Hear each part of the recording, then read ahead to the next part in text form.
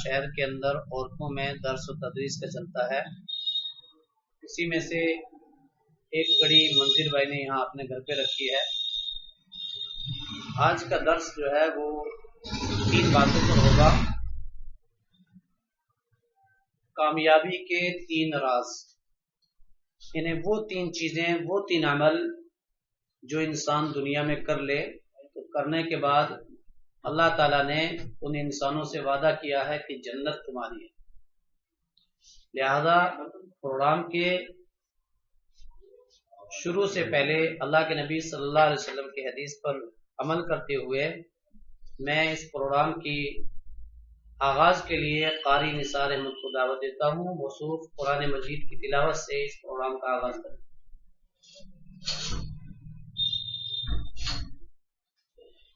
اعوذ باللہ من الشیطان الرجیم، بسم اللہ الرحمن الرحیم۔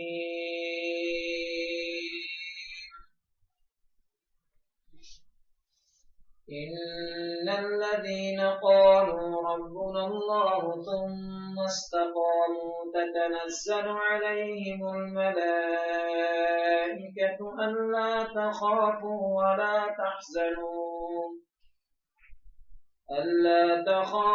ولا تحزنوا وأبشروا بالجنة التي كنتم توعدون، نحن أولياؤكم في الحياة الدنيا وفي الآخرة، ولكم فيها ما تشتهي أنفسكم ولكم فيها ما تدعون، نزلا من غفور رحيم۔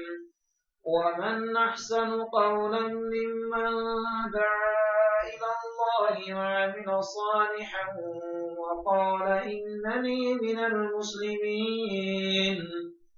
ولا تستوي الحسنة ولا السيئة، ادفع بالتي هي أحسن فإذا الذي بينك وبينه عداوة كأنه ولي حميم، وما يلقاها إلا الذين صبروا وما يلقاها إلا ذو حظ عظيم۔ وإما ينزغنك من الشيطان نزغ فاستعذ بالله إنه هو السميع العليم۔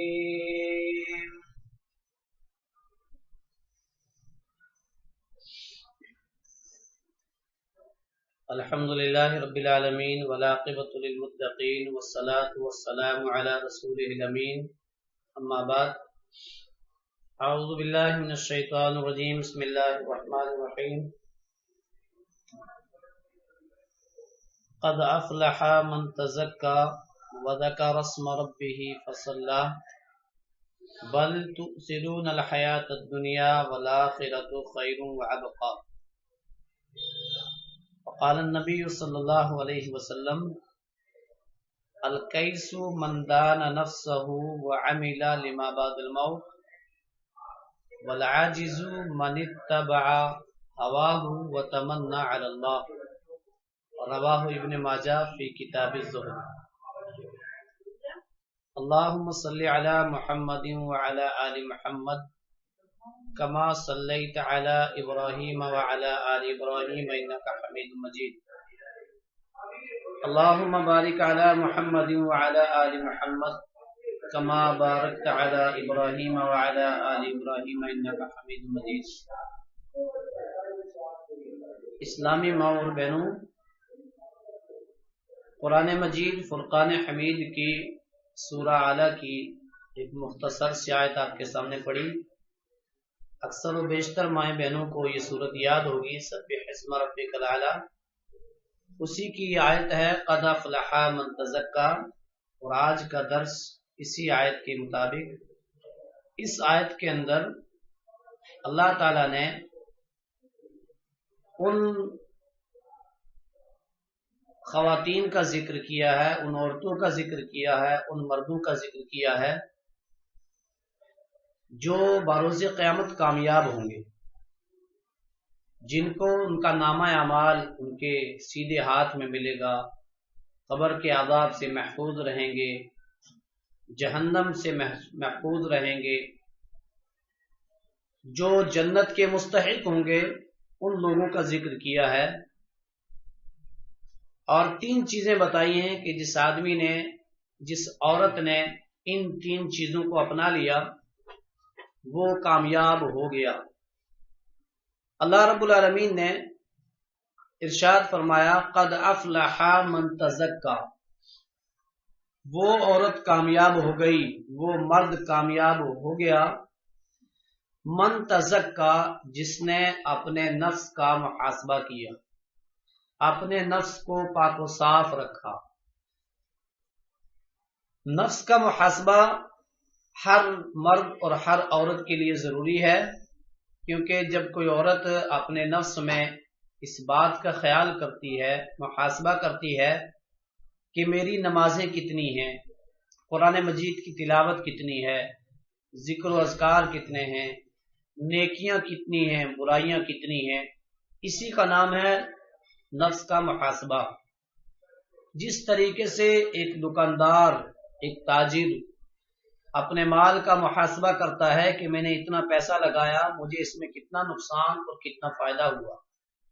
ایک دکاندار صبح دکان میں بیٹھتا ہے، اس کو معلوم ہے میرے غلے کے اندر کتنے پیسے ہیں، اور جب رات میں دکان بند کر کے آتا ہے تو اپنے اس غلے کا محاسبہ کرتا ہے کتنے پیسے آئے ہیں۔ ہم مسلمان اکثر و بیشتر دنیاوی کاروبار میں، گھریلو کام کاج میں اپنا محاسبہ کر لیتے ہیں، کون سا کام کیا ہے، کون سا باقی ہے۔ اللہ تعالیٰ نے قرآن مجید کی اس آیت میں ارشاد فرمایا وہ مومن عورت کامیاب ہوگی جو اپنے دل کا محاسبہ آخرت کے لیے کرتی ہے کہ میری نیکیاں کتنی ہیں، میری برائیاں کتنی ہیں، میری اچھائیاں کتنی ہیں، میرا کیا انداز ہے اللہ کی عبادت کا، رسول کی اتباع کا، صحابہ اکرام کے نقش قدم پر، صحابیات کے نقش قدم پر چلنے کا میری زندگی کیسی ہے۔ کیوں؟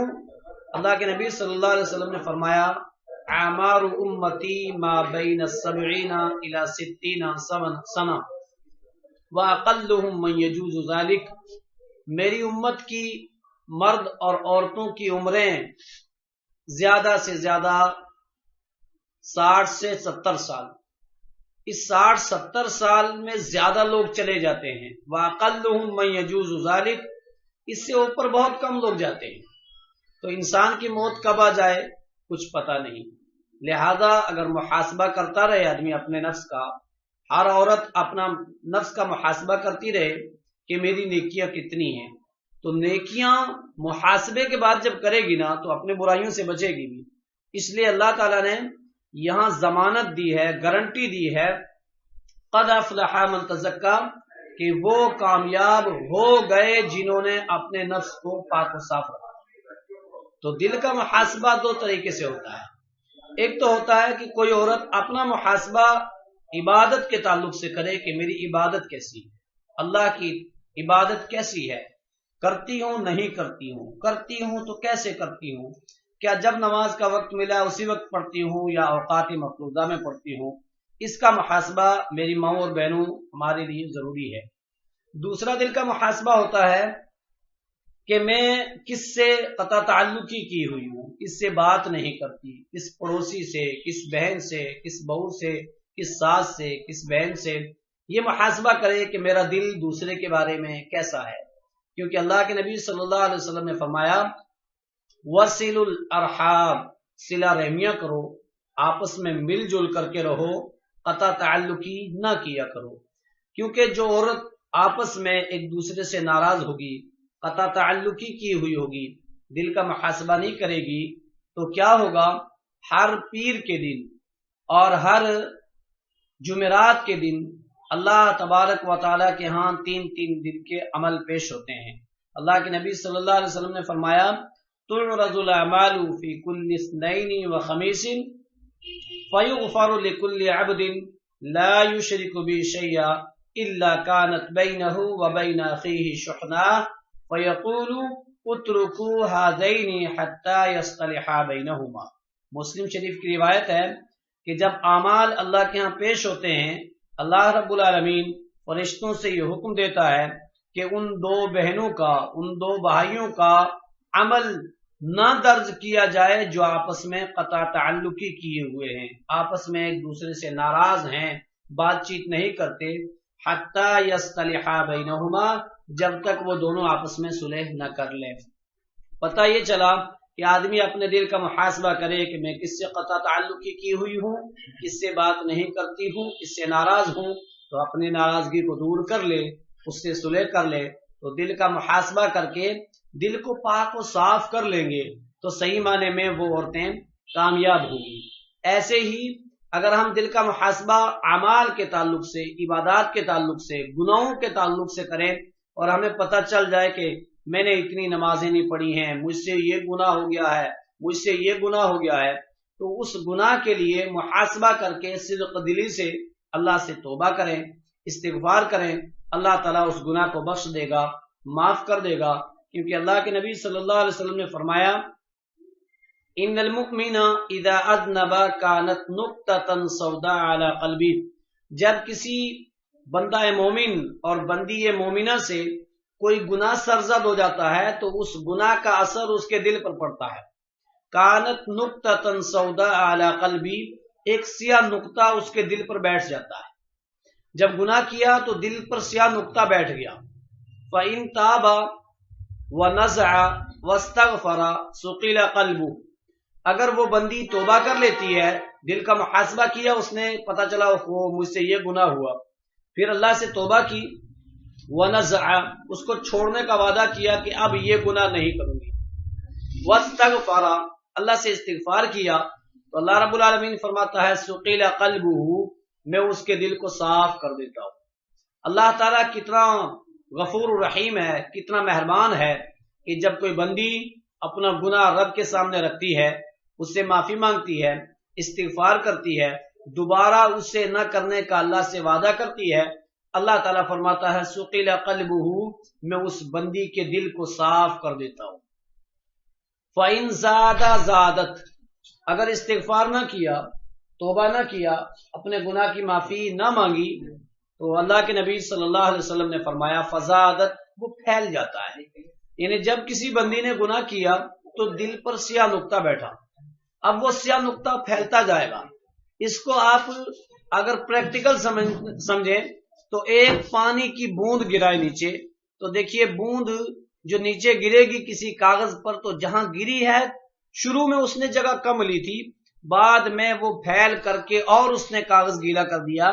ऐसे ही जब कोई बंदी गुनाह करती है, कोई बंदा गुनाह करता है और उससे इस्तिग़फ़ार, तौबा, माफी नहीं मांगते, तो फिर वो दिल पर फैल जाता है पूरा सियाह नुक्ता, और फैलते फैलते उसका दिल मैले होते होते बहुत ज्यादा मैला हो जाता है। फरमाया फ़ज़ालिका रईन, फिर वही जंग बन जाता है। अल्लज़ी नज़्ज़ल अल कुरान, जिसको अल्लाह ने कुरान में नाजिल किया, कल्ला बल रान अला क़ुलूबिहिम मा कानू यक्सिबून, ये अम्मा पारा की आयत है। अल्लाह ने फरमाया इन लोगों के दिलों पर जंग चढ़ा हुआ है। तो फिर वो गुनाह जब जंग की सूरत इख्तियार कर लेता है तो फिर वही मोहर बन जाती है, खत्म अल्लाहु अला क़ुलूबिहिम, उनके दिलों पर वही मोहर लग जाती है उनके गुनाहों की। अब ना नमाज पढ़ने में मजा आएगा, ना कुरान की तिलावत में मजा आएगा, कोई भी नेकी, कोई भी अच्छाई करने में जी ही नहीं लगेगा। तो इतना बेहतर जरिया अल्लाह के नबी सल्लल्लाहु अलैहि वसल्लम ने फरमाया कि जब बंदी अपने दिल का मुहासबा करेगी, उसको पता चलेगा कि मेरे ये गुनाह हैं, फिर तौबा करेगी तो अल्लाह ताला उसके दिल को साफ कर देगा। और अल्लाह के नबी सल्लल्लाहु अलैहि वसल्लम ने फरमाया अत्ताइबु मिन ज़म्बी कमल्ला ज़म्ब लहू, गुनाहों से तौबा करने वाला ऐसा होता है जैसे गुनाह किया ही नहीं। तो गुनाहों से तौबा करके आदमी अपने दिल को साफ सुथरा कर लेता है। इसीलिए अल्लाह ताला ने गारंटी दी है, जमानत दी है कि क़द अफ़लहा मन तज़क्का, वो बंदा, वो बंदी कामयाब हो गए, हो जाएंगे नहीं, हो गए, वो बंदी कामयाब हो गई, वो बंदा कामयाब हो गया जिसने अपने नफ्स का मुहासबा किया। मुहासबा करने के बाद, अपने दिल को साफ सुथरा रखने के बाद, फिर अल्लाह की इबादत, कुरान की तिलावत, इसी में उसने जिंदगी गुजारी, تو اس کے گناہ تو معاف ہو گئے ہیں. اب اس نے محاسبہ کر لیا، اس کو پتا ہے میرے روزے، میری عبادت، میرے ذکر، یہ ساری چیزیں. تو جب اس نے اپنے دل کو صاف ستھرا کر لیا تو کامیابی کا یہ ایک بہت بڑا راز ہے، بہت بڑی وجہ بتلائی ہے دل کی، کہ جب کوئی بندہ دل کو صاف کر لے گا تو اس کی کامیابی کی یہ سب سے بڑی ضمانت ہے. اور اللہ کے نبی صلی اللہ علیہ وسلم نے فرمایا الا ان فی الجسد مضغۃ اذا صلحت صلح الجسد كله واذا فسدت فسد الجسد كله. خبردار اے لوگو، اے بندیو، اے بندو، انسان کے جسم کے اندر ایک حصہ ہے، اذا صلحت صلح الجسد كله، اگر وہ صحیح ہے تو سارا جسم صحیح ہے، واذا فسدت فسد الجسد كله، اور اگر وہ حصہ، وہ ٹکڑا گوشت کا خراب ہو گیا تو سارا جسم خراب ہو جائے گا. الا وہی القلب، فرمایا خبردار لوگو وہ دل ہے. تو اللہ کے نبی نے بھی فرمایا کہ انسان کے جسم کے اندر ایک دل کا جو ٹکڑا ہے وہ صحیح ہے تو سارا جسم صحیح، وہ خراب تو سارا جسم خراب. اگر کسی عورت نے اپنے دل کو گناہ کر کے خراب کر لیا تو سمجھ لیجئے اس کا سارا جسم خراب ہے. انسان کا دنیا کے اندر اگر دل دھڑکن بند کر دے تو سارا جسم خراب ہو جاتا ہے، اس کی روح قبض ہو جاتی ہے، وہ کام کا نہیں رہتا ہے. تو دل ہی ایک ایسی چیز ہے کہ جو انسان کے پورے جسم میں جہاں خون سپلائی کرتا ہے تو خون پورے جسم میں جاتا ہے.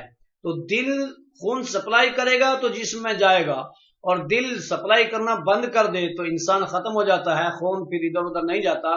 ایسے ہی آخرت کے تعلق سے اگر انسان کا دل صاف ستھرا ہے، اس کا دل صحیح ہے تو وہ صحیح ہے، اور اگر اس کا دل خراب ہے، گناہوں سے بھرا ہوا ہے، نافرمانیوں سے، بدعت سے، شرک سے، قطع تعلقی سے، غیبت سے، گالی گلوچ سے، اور ان ساری چیزوں سے، بغض، حسد، کینہ، جلن، یہ ساری چیزیں اگر دل میں آدمی رکھا ہوا ہے تو اس کا دل خراب ہے.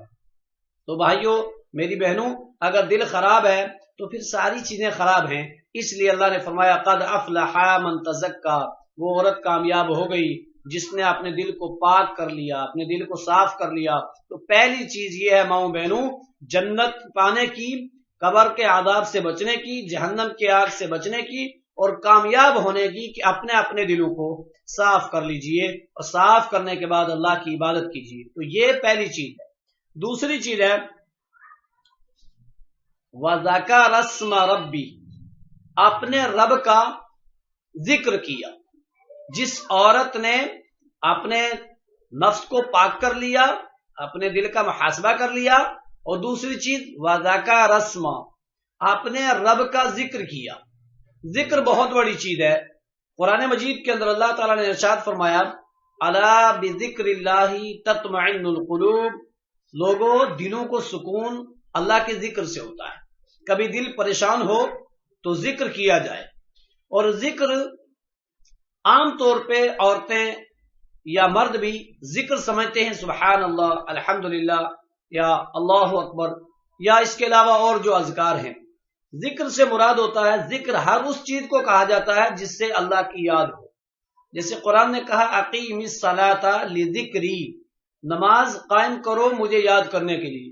تو نماز بھی اللہ کا ذکر ہے. اللہ کے نبی صلی اللہ علیہ وسلم کی حدیث ہے اذا حضبہ الامر فزع الى الصلاۃ، جب آپ کو کوئی پریشانی لاحق ہوتی تو آپ نماز میں مشغول ہوتے. تو نماز بھی ذکر ہے.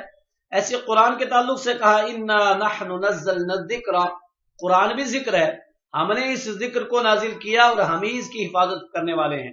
تو قرآن کی تلاوت بھی ذکر، نماز کا قائم کرنا بھی ذکر، اور اس کے علاوہ تسبیحات، یہ دوسرے اذکار، یہ بھی ذکر ہیں. تو فرمایا وہ آدمی کامیاب ہو گیا جس نے اللہ کا ذکر کیا. ذکر کے تعلق سے اللہ کے نبی صلی اللہ علیہ وسلم کو جب معراج ہوئی تو معراج والی رات ابراہیم علیہ السلام سے آسمان میں ملاقات ہوئی. سنا ہوگا کہ جب اللہ کے نبی صلی اللہ علیہ وسلم کو معراج ہوئی تو ہر آسمان پر کسی نہ کسی نبی سے ملاقات ہوئی. تو ابراہیم علیہ السلام سے ملاقات ہوئی تھی. ابراہیم علیہ السلام نے اللہ کے نبی صلی اللہ علیہ وسلم کو پوری امت کو سلام کہا کہ نبی آپ اپنی امت کو میری جانب سے سلام کہنا. حدیث ہے لقیت ابراہیم لیلۃ اسری بی، معراج کی رات اللہ کے نبی کہتے ہیں میری ابراہیم علیہ السلام سے ملاقات ہوئی. فقال اقرع امتک من السلام. ابراہیم علیہ السلام نے مجھے کہا کہ اے محمد عربی صلی اللہ علیہ وسلم آپ اپنی امت کو میری جانب سے سلام کہنا. میری ماں اور بہنوں، آپ کے جد امجد حضرت ابراہیم علیہ السلام نے آپ کو سلام کہا ہے، سارے مومنین کو سلام کہا ہے. اور سلام کہنے کے بعد کیا کہا؟ فَأُخْبِرُهُمْ أَنَّ الْجَنَّةَ طَيِّبَةُ التُّرْبَةِ. اے نبی محترم صلی اللہ علیہ وسلم، آپ اپنی امت کو میری طرف سے یہ میسج پہنچا دینا، یہ خبر پہنچا دینا، یہ بات بتا دینا، ان الجنت طیبۃ التربۃ، جنت کی مٹی بہت اچھی ہے. بھائیوں ماؤں بہنوں، جنت کس کو نہیں چاہیے؟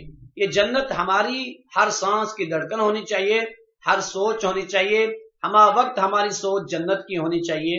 جنت ہی کے لیے ہم اس دنیا میں آئے ہیں، اگر جنت ہی نہ ملے تو دنیا بیکار ہے. فرمایا کہ ان الجنت طیبۃ التربۃ، آپ اپنی امت کے مومنین سے کہہ دیجئے کہ جنت کی مٹی بہت اچھی ہے. عذبۃ الماء، اس کا پانی بڑا میٹھا ہے. وانھا قیعان، اور اس کی زمین بہت ہموار ہے. وغراسھا، اور اس بہترین پانی، بہترین مٹی، ہموار زمین میں پودا لگانا، شجرکاری کرنا. وغراسھا، اس کی شجرکاری، اس کا پود لگانا کیا ہے؟ سبحان اللہ والحمد للہ ولا الہ الا اللہ واللہ اکبر. ماؤں بہنوں، سب سے اچھا ذکر ہے. ابراہیم علیہ السلام نے کہا یہ جنت میں پودا لگانا ہے، یہ جنت میں شجرکاری کرنی ہے. سبحان اللہ والحمد للہ ولا الہ الا اللہ واللہ اکبر. مجھے امید ہے آپ سب کو یہ الفاظ یاد ہوں گے، جن کو یاد نہ ہو یاد کر لیں، دن میں کئی مرتبہ پڑھیں سبحان اللہ والحمد للہ ولا الہ الا اللہ واللہ اکبر. ایک مرتبہ نبی اکرم صلی اللہ علیہ وسلم نے حضرت ابو ہریرہ کو پودا لگاتے ہوئے دیکھا اور کہا الا ادلکم هو خیر منکم. کہا ابو ہریرہ میں اس سے بہتر شجرکاری، اس سے بہتر پودا لگانا تمہیں بتاؤں؟ ابو ہریرہ رضی اللہ تعالیٰ عنہ نے فرمایا اللہ کے نبی بتائیے. اللہ کے نبی صلی اللہ علیہ وسلم نے فرمایا قل سبحان اللہ والحمد للہ ولا الہ الا اللہ واللہ اکبر. کہا تم یہ کہا کرو سبحان اللہ والحمد للہ ولا الہ الا اللہ واللہ اکبر، تو بہت افضل ترین ذکر ہے.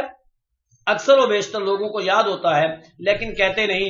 میری ماؤں بہنوں، آپ یہ سوچ کر کے ضرور کہنا کہ میں جنت میں درخت لگا دوں. جنت میں درخت لگانے کے مثل سبحان اللہ والحمد للہ ولا الہ الا اللہ واللہ اکبر کہنا ہے. اس تعلق سے ایک دوسری روایت ہے ابن ماجہ کی، وعن ابی ہریرہ رضی اللہ تعالی عنہ قال قال رسول اللہ صلی اللہ علیہ وسلم اذا مررتم بریاض الجنۃ فارتعوا. قلت یا رسول اللہ وما ریاض الجنہ؟ قال المسجد. قلت یا رسول اللہ وما ارتعوا؟ قال سبحان اللہ والحمد للہ ولا الہ الا اللہ واللہ اکبر. حضرت ابو ہریرہ فرماتے ہیں اللہ کے نبی صلی اللہ علیہ وسلم نے فرمایا اے ابو ہریرہ جب تم جنت کے باغ سے گزرا کرو تو تم جنت کے میووں میں سے کھا لیا کرو. حضرت ابو ہریرہ نے کہا یا رسول اللہ صلی اللہ علیہ وسلم جنت کے باغ کیا ہیں؟ قال المسجد. اللہ کے نبی نے فرمایا دنیا کی مساجد یہ جنت کے باغ ہیں. ابو ہریرہ نے پوچھا قلت وما الرتع؟ اللہ کے نبی جنت کے میوے کیا ہیں؟ اللہ کے نبی صلی اللہ علیہ وسلم نے کہا سبحان اللہ والحمد للہ ولا الہ الا اللہ واللہ اکبر. بھائیوں ماؤں اور بہنوں، یہ جنت کے میوے ہیں، یہ جنت کے میوے ہیں. جنت کے میوے کھانے چاہیے. ہم دنیا کے میوے اپنی لذت کے لیے، اپنی زبان کی لذت کے لیے، پیٹ بھرنے کے لیے طرح طرح کے میوے، لذیذ لذیذ میوے کھاتے ہیں، لیکن میں سمجھتا ہوں اس سے بڑا لذیذ میوہ دنیا میں کوئی نہیں ہے.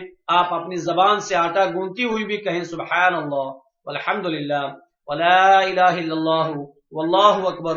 کپڑا دھلتی ہوئی بھی کہیں سبحان اللہ والحمد للہ ولا الہ الا اللہ واللہ اکبر. جھاڑو لگا رہی ہیں تو کہیں سبحان اللہ والحمد للہ ولا الہ الا اللہ واللہ اکبر. کثرت سے یہ جملے اپنی زبان سے کہیں، کیونکہ اللہ نے فرمایا جو میرا ذکر کرے گا وہ کامیاب ہو گیا. تو یہ دوسرا جملہ ہے وَذَكَرَ اسْمَ رَبِّهِ، جس آدمی نے اپنے رب کا ذکر کیا وہ کامیاب ہو گیا. تو پہلی چیز جس نے دل کو صاف رکھا، دل کا محاسبہ کیا، اور دوسری چیز اللہ کا ذکر. اللہ کا ذکر ایک ایسی چیز ہے کہ جس سے انسان کا دل، اس کی پریشانی، اس کا غم دور ہوتا ہے اور وہیں اللہ تعالیٰ اس کو کامیاب کرتا ہے۔ تو ایک ذکر سبحان اللہ والحمدللہ، ایک ایسے ہی بخاری شریف کی آخری حدیث ہے، اللہ کے نبی صلی اللہ علیہ وسلم نے فرمایا کلمتان حبیبتان للرحمن ثقیلتان فی المیزان خفیفتان علی اللسان سبحان اللہ وبحمدہ سبحان اللہ العظیم، کہ دو کلمے ایسے ہیں جو اللہ کو بہت پیارے ہیں، بہت محبوب ہیں، زبان پر بہت ہلکے ہیں، یعنی بہت آسان ہیں، اور وزن میں بہت وزنی ہے، بہت طاقتور ہے۔ وہ کیا ہیں؟ سبحان اللہ وبحمدہ سبحان اللہ العظیم۔ اب دیکھیے، یاد تو سب کو ہوتے ہیں لیکن کہہ نہیں پاتے ہم۔ جب آپ کو یہ بات یاد رہے گی نا کہ وزن میں بہت وزنی ہے، اور بروز قیامت اللہ رب العالمین کے ہاں جب ترازو لگے گا، ذرہ برابر نیکی بھی ہوگی، ذرہ برابر برائی بھی ہوگی، تو اس وقت ہمارے یہ کلمے فائدہ دیں گے۔ ان کے اندر وزن بہت ہے، جیسے ایک طرف کوئی ہلکی پھلکی چیز رکھ دی جائے اور ایک طرف لوہا رکھ دیا جائے تو لوہا وزنی ہے۔ اسی طریقے سے یہ دو کلمے بڑے وزنی ہیں، کثرت سے دن میں کہے جائیں سبحان اللہ وبحمدہ سبحان اللہ العظیم۔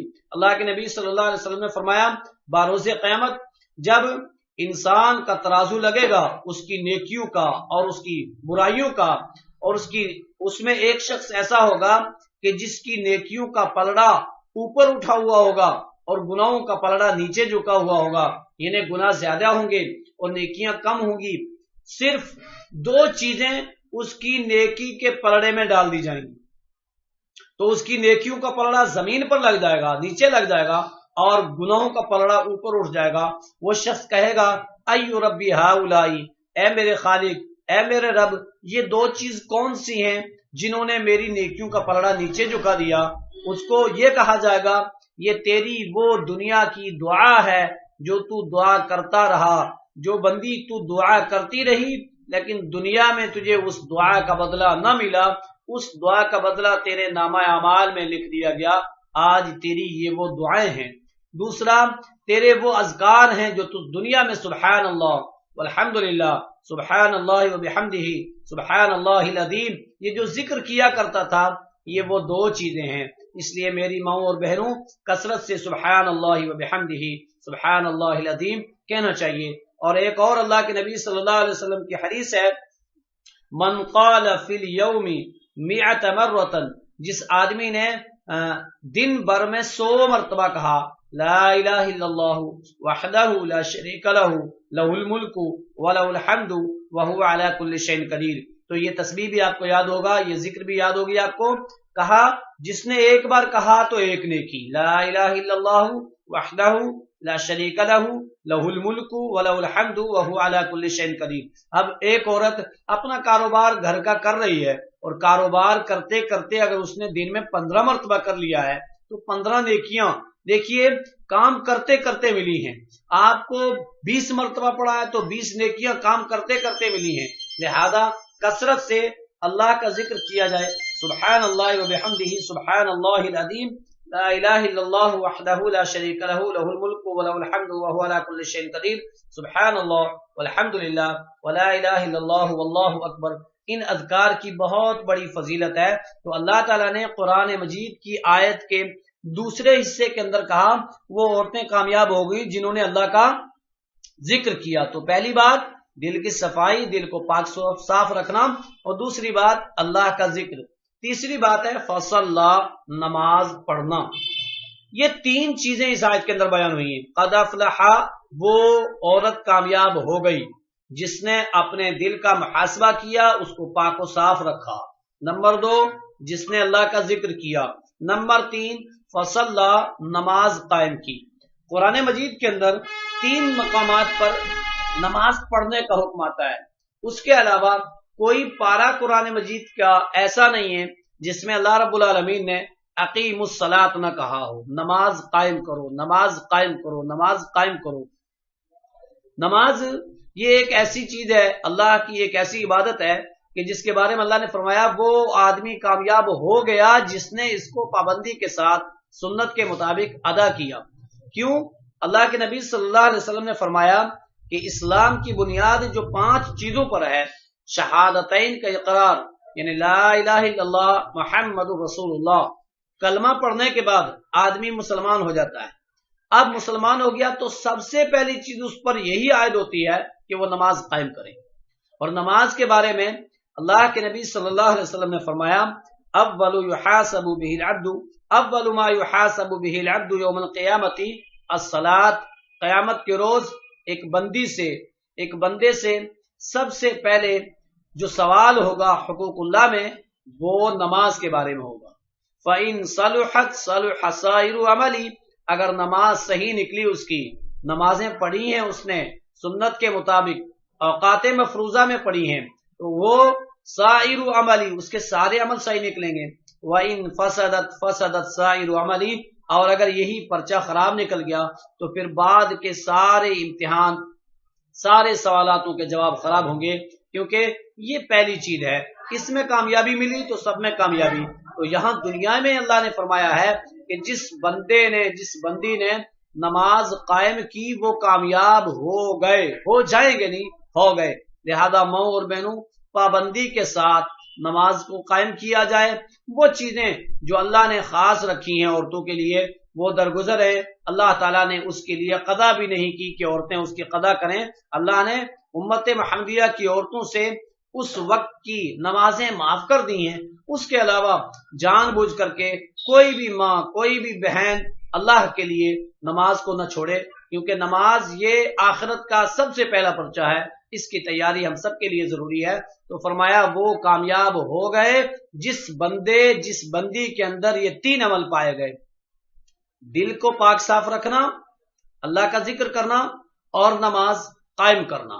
اللہ کے نبی صلی اللہ علیہ وسلم نے قرآن مجید کے اندر، اللہ تعالیٰ نے قرآن مجید کے اندر اور نبی اکرم صلی اللہ علیہ وسلم نے اپنی احادیث کے اندر خاص کر کے عورتوں کے تعلق سے اللہ کے نبی صلی اللہ علیہ وسلم نے فرمایا من عد خمسا، جو عورت 5 وقت کی نماز پڑھے، وصوموا شہرکم، اور رمضان المبارک کے روزے رکھے، وعدوا زکاۃ اموالکم، اور اپنے مالوں کی زکوٰۃ دے، وَأَطِيعُوا بَالَكُمْ، اور اپنے گھر والے کی، اپنے خامد کی، اپنے شوہر کی فرمانبرداری کرے، تَدْخُلُ الْجَنَّةَ جنت الباب الثمانیۃ، وہ جنت کے 8 دروازوں میں سے جس دروازے سے چاہے داخل ہو۔ ماں بہنوں، خوش نصیب ہو، صحیح معنی میں عقیدہ توحید کو اپنانے کے بعد جس عورت نے بھی پابندی کے ساتھ نماز قائم کی، رمضان المبارک کے روزے رکھے، مالوں کی زکوٰۃ دی اور نبی کی اطاعت کی اور اپنے شوہر کی فرمانبرداری کی، اللہ کے نبی صلی اللہ علیہ وسلم نے فرمایا ایسی عورت جنت کے 8 دروازوں میں سے جس دروازے سے چاہے گی داخل ہو جائے گی۔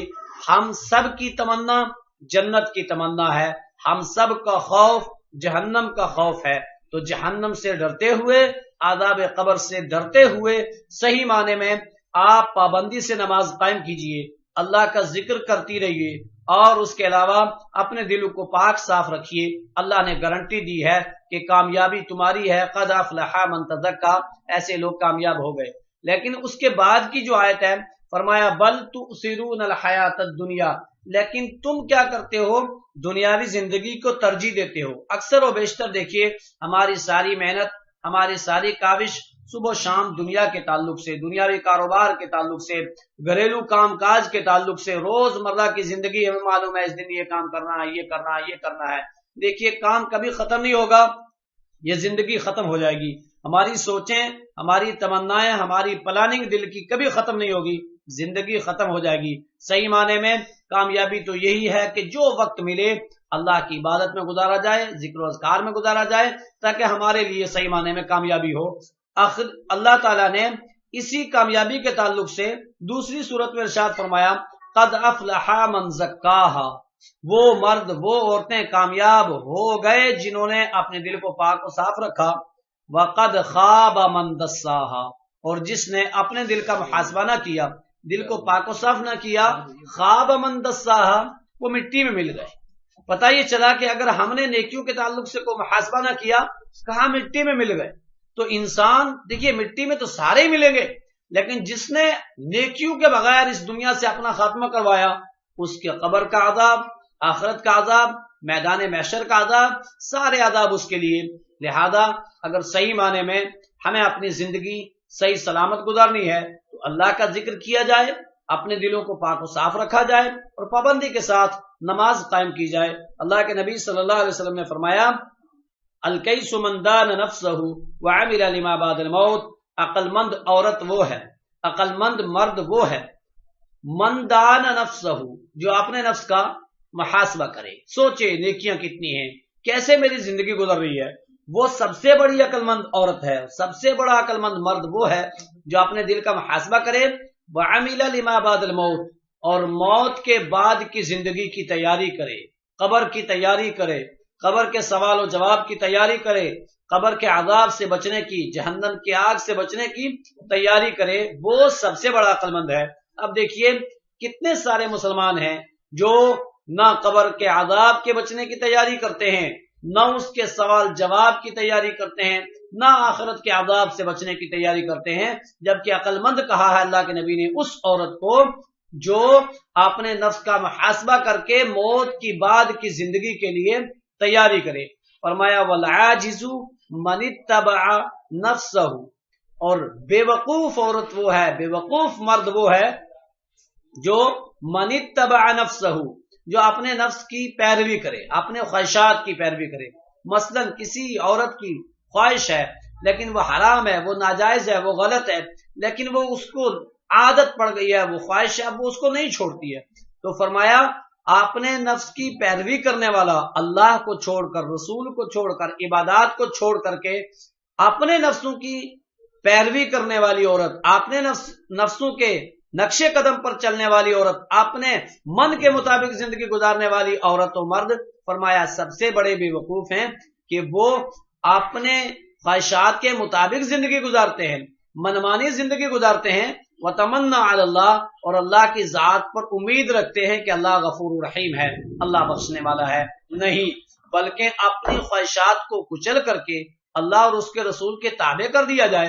اللہ کے نبی صلی اللہ علیہ وسلم نے فرمایا لا یؤمن احدکم حتی یکون ہواؤہ تبعا لما جئت بہ، کوئی مومن مرد، کوئی مومن عورت اس وقت تک مکمل مومن نہیں ہو سکتے جب تک وہ اپنی خواہشات کو ختم کر کے میرے حکم کے تابع نہ بنا لیں۔ تو اللہ کے حکم کے تابع رہنا ہم سب کی ذمہ داری ہے۔ اخیر میں دعا ہے کہ جو تین چیزیں میں نے ماؤں بہنوں کے سامنے رکھی ہیں کہ اللہ کا ذکر، دل کو پاک و صاف رکھنا، محاسبہ کرنا اور نماز قائم کرنا، آپ سب کو اس پر عمل کرنے کی توفیق عطا فرمائے۔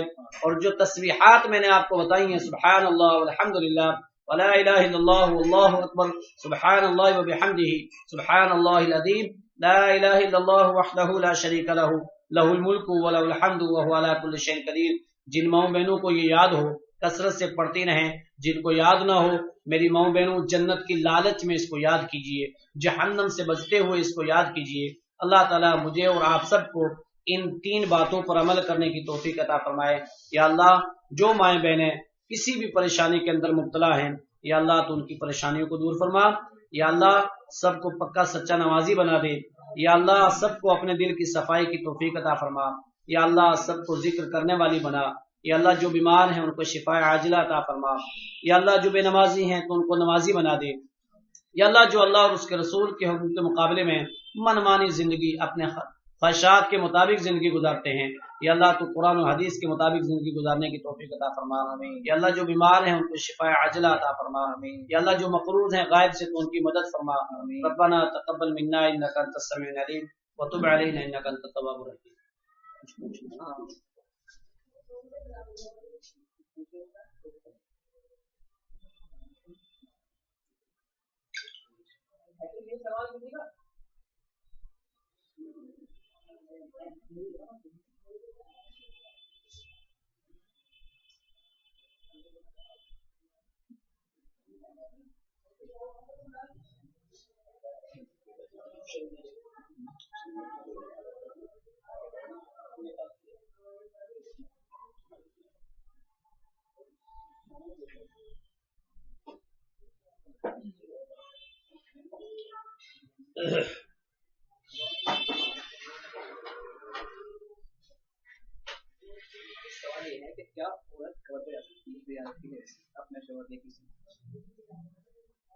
سوال ہے کہ کیا کوئی عورت قبر پہ جا سکتی ہے یا نہیں؟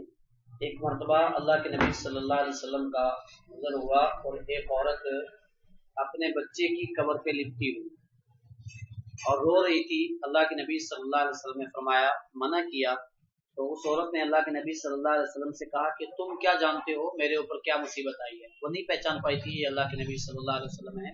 بعد میں اس کو معلوم ہوا تو بڑا دکھ بھی ہوا۔ اللہ کے نبی صلی اللہ علیہ وسلم نے فرمایا، نہیتکم عن زیارت القبور فزوروها، میں نے تمہیں شروع میں قبروں کی زیارت سے منع کیا تھا، فزوروها، اب تم زیارت کرو، فإنها تذکر احیاء الموت، اس لیے کہ وہ تمہیں تمہاری موت یاد دلائیں گی۔ یہ حکم اللہ کے نبی صلی اللہ علیہ وسلم کا سب کے لیے ہے، نہیتکم عن زیارت القبور فزوروها، زیارت کرو، لیکن عورتوں کے لیے اللہ کے نبی صلی اللہ علیہ وسلم نے فرمایا وہ عورت قبر پر جا سکتی ہے جو کنٹرول میں ہو، پردے میں رہ کر کے، جو روئے نہ، چلائے نہ، کوئی اور حرکت نہ کرے۔ اس لیے عورت رقیق القلب ہوتی ہے، نرم دل والی ہوتی ہے، برداشت سے باہر ہوتا ہے، اس لیے عورتوں کو اللہ کے نبی صلی اللہ علیہ وسلم نے قبرستان جانے سے منع فرمایا ہے۔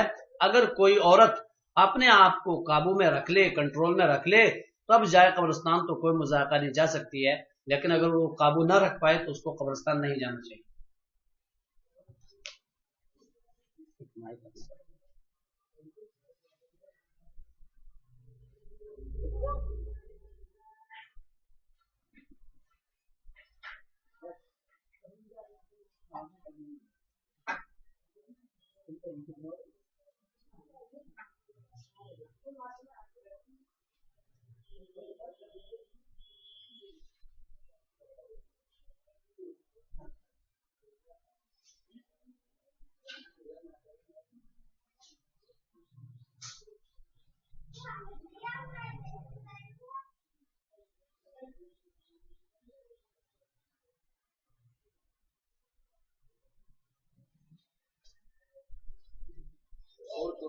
غیر مردوں کے سامنے چہرہ ڈھکنا فرض ہوتا ہے، چہرہ بھی ڈھکے، کتنا فرض ہوگا کس کے سامنے؟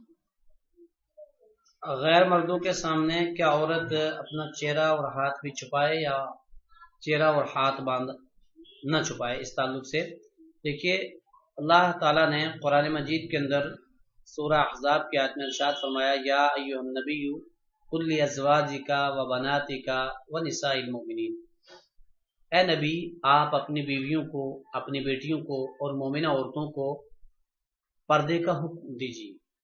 پردہ جو ہے عورت کا لفظ ہی قرآن کے اندر اللہ کے نبی نے فرمایا العورت عورت، عورت چھپانے کی چیز ہے، عورت کا معنی ہی ہے پردہ کرنے کی۔ پردہ عورت کا پورے کا پورا، عورت کا ہاتھ، عورت کا چہرہ غیر مرد کے سامنے نہیں کھلنا چاہیے، پورا کا پورا جو ہے عورت ہی ہے، یعنی چھپانے کی چیز ہے، اور اس میں سب سے مین چیز جو ہوتی ہیں، بلکہ دیکھا جائے تو چہرہ اور ہاتھ یہی ہوتے ہیں۔ ہاں یہ الگ بات ہے کہ احرام کے حالت میں اس کا چہرہ کھلا رہتا ہے، اس کے ہاتھ کھلے رہتے ہیں، تو وہ ایک مجبوری ہے، اللہ رب العالمین نے وہ احرام کا طریقہ مردوں اور عورتوں کے لیے رکھا ہے۔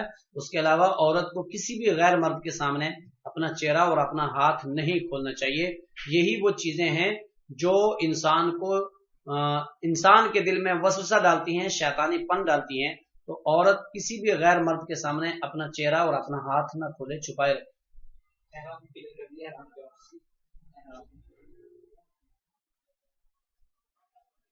احرام کے لیے ایسا ہے کہ مردوں کے لیے تو ہوتا ہے 2 چادریں، اور عورتوں کے لیے چادریں نہیں ہوتی۔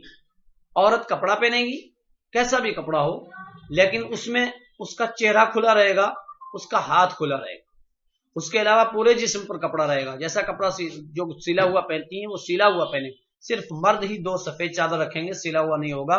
عورتوں کے لیے سلا ہوا کپڑا جیسے یہاں اپنے گھروں میں پہنتی ہے ویسے ہی پہنے گی، لیکن وہاں چہرہ اور ہاتھ یہ 2 چیزیں کھلی رہیں گی، باقی سارا جسم چھپا کے رکھیں۔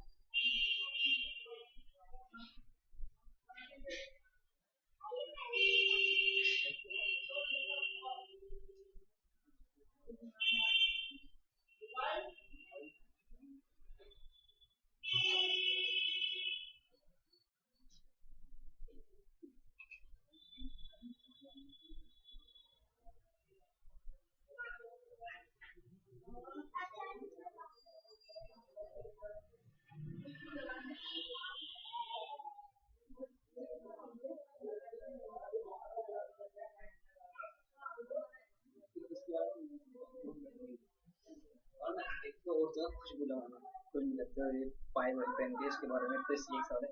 دوسرا کوئی زیادہ بیمار ہے جس سے بیمار جاتا ہے وہ دوائی چل رہی پابندی کے ساتھ اور روزے رکھ پا رہا تھا اس کے لیے کیا دوست پہلے خوشبو بنٹن کی چلتی ہے.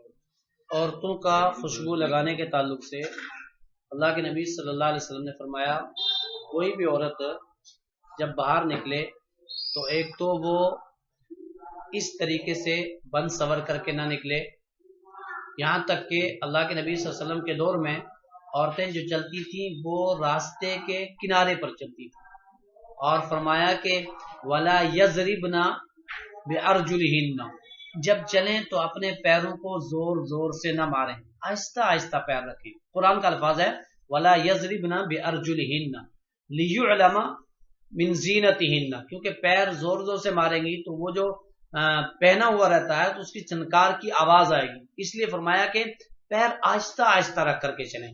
باہر اگر جائیں تو وہ ساری چیزیں جو چھنکار کی ہوں اس کو اتار کر کے چلی جائیں، بہت اچھی بات.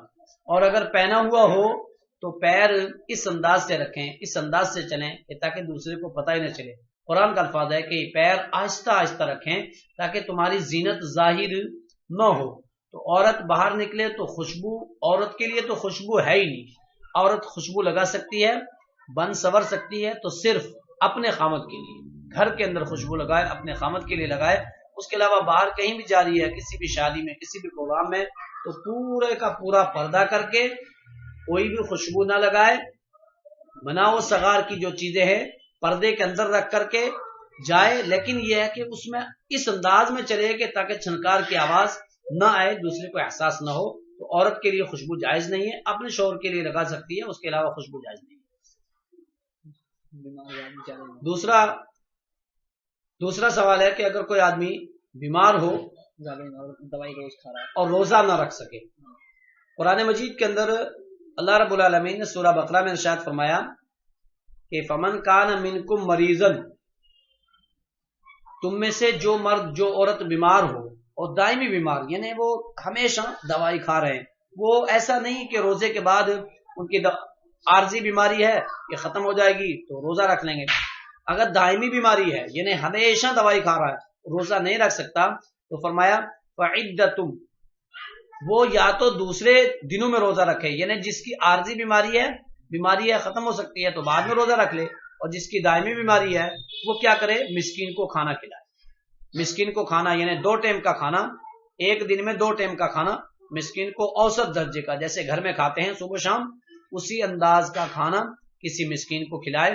اور کھانا نہ کھلا کر کے اس کی قیمت دے، غلہ دے، کسی مسکین کے ہاں پہنچائے تو پہنچا سکتا ہے. تو دائمی بیمار مرد ہو یا عورت ہو اس سے اللہ تعالیٰ نے روزے کے معاف کر دیا ہے، لیکن بالکل معاف نہیں، اس کا فدیہ دینا پڑے گا، یعنی غریب کو کھانا کھلانا پڑے گا. اور اگر کوئی عارضی بیمار ہو وہ بعد میں روزہ رکھے، کیونکہ قرآن نے کہا فَلْيَصُمْهُ فَهُوَ خَيْرٌ لَكُمْ، اگر روزہ رکھیں تو وہ تمہارے حق میں بہتر ہے. عارضی بیمار ہے تو بعد میں روزہ رکھنا چاہیے، یہی بہتر ہے. دائمی بیمار ہے تو کسی مسکین کو کھانا کھلا دے یا غلہ اس کو دے دے، یہ اس کا فدیہ ہے روزہ نہ رکھنے.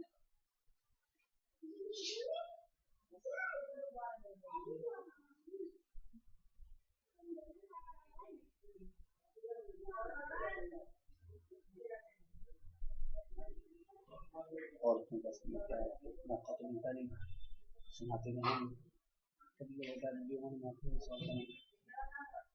بار بار ایسی بات سوچنا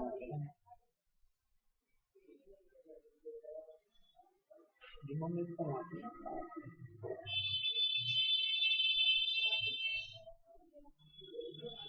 جو نمازی پر نگانا آتے ہیں ان کے گھروں سے.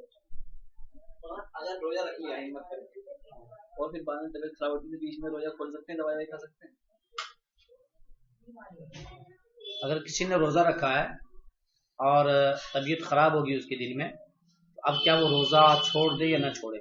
دیکھیے قرآن نے کہا لا یکلف اللہ نفسا الا وسعها، اللہ تعالیٰ نے کسی بھی انسان کو، کسی بھی مرد، کسی بھی عورت کو اس کی طاقت سے زیادہ بوجھ اس پر نہیں ڈالا ہے۔ ایک مرتبہ صحابہ اکرام غزوے میں تھے، رمضان المبارک کا مہینہ تھا، سخت گرمی تھی اور صبح میں صرف پانی اور کھجور سے روزہ رکھا تھا۔ جب صحابہ پریشان ہوئے تو اللہ کے نبی صلی اللہ علیہ وسلم نے فرمایا کہ ایسا کرو تم افطار کر لو، جنہیں روزہ چھوڑ دو۔ صحابہ اکرام چھوڑ نہیں رہے تھے روزہ، افطار نہیں کر رہے تھے دن میں۔ ام سلمہ جب اللہ کے نبی واپس خیمے کے اندر گئے تو ام سلمہ نے اللہ کے نبی کا چہرہ سرخ دیکھا، پوچھا کیوں، کیا بات ہے؟